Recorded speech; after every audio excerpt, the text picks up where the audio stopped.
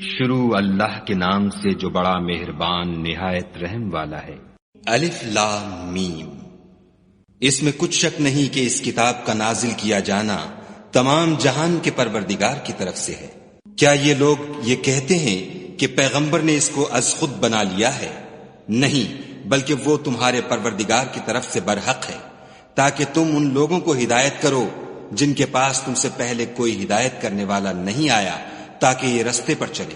خدا ہی تو ہے جس نے آسمانوں اور زمین کو اور جو چیزیں ان دونوں میں ہیں سب کو 6 دن میں پیدا کیا، پھر عرش پر قائم ہوا۔ اس کے سوا تمہارا نہ کوئی دوست ہے اور نہ سفارش کرنے والا۔ کیا تم نصیحت نہیں پکڑتے؟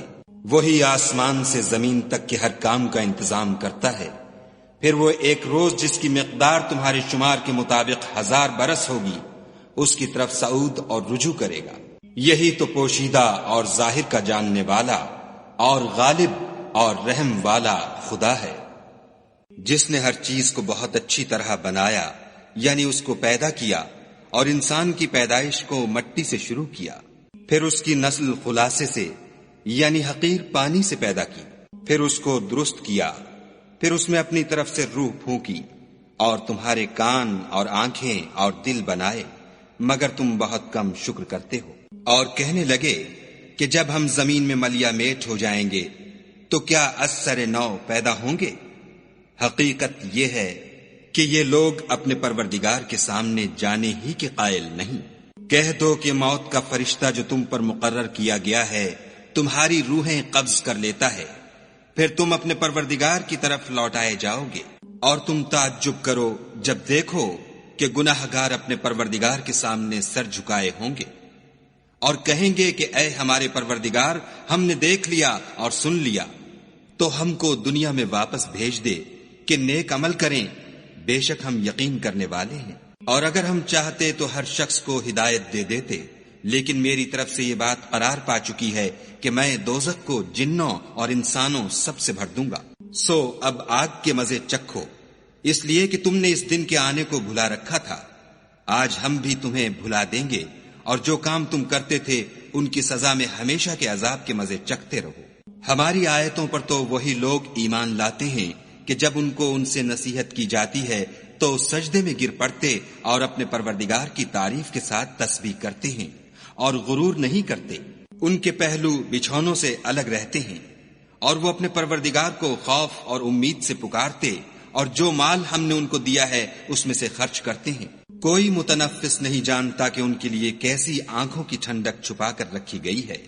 یہ ان اعمال کا صلہ ہے جو وہ کرتے تھے۔ بھلا جو مومن ہو وہ اس شخص کی طرح ہو سکتا ہے جو نافرمان ہو؟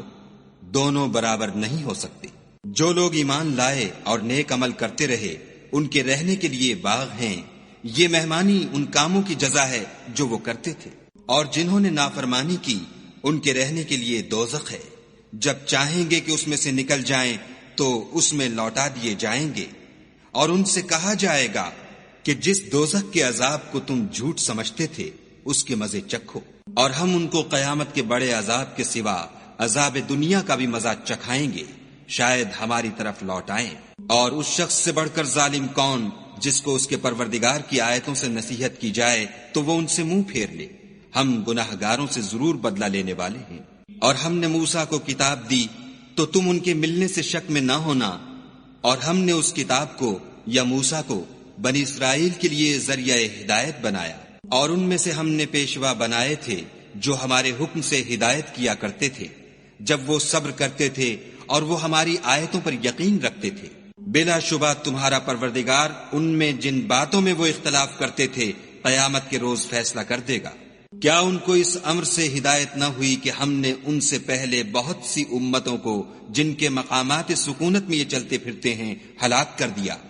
بے شک اس میں نشانیاں ہیں، تو یہ سنتے کیوں نہیں؟ کیا انہوں نے نہیں دیکھا کہ ہم بنجر زمین کی طرف پانی رواں کرتے ہیں، پھر اس سے کھیتی پیدا کرتے ہیں جس میں سے ان کے چوپائے بھی کھاتے ہیں اور وہ بھی کھاتے ہیں، تو یہ دیکھتے کیوں نہیں؟ اور کہتے ہیں اگر تم سچے ہو تو یہ فیصلہ کب ہوگا؟ کہہ دو کہ فیصلے کے دن کافروں کو ان کا ایمان لانا کچھ بھی فائدہ نہ دے گا، اور نہ ان کو مہلت دی جائے گی۔ تو ان سے منہ پھیر لو اور انتظار کرو، یہ بھی انتظار کر رہے ہیں۔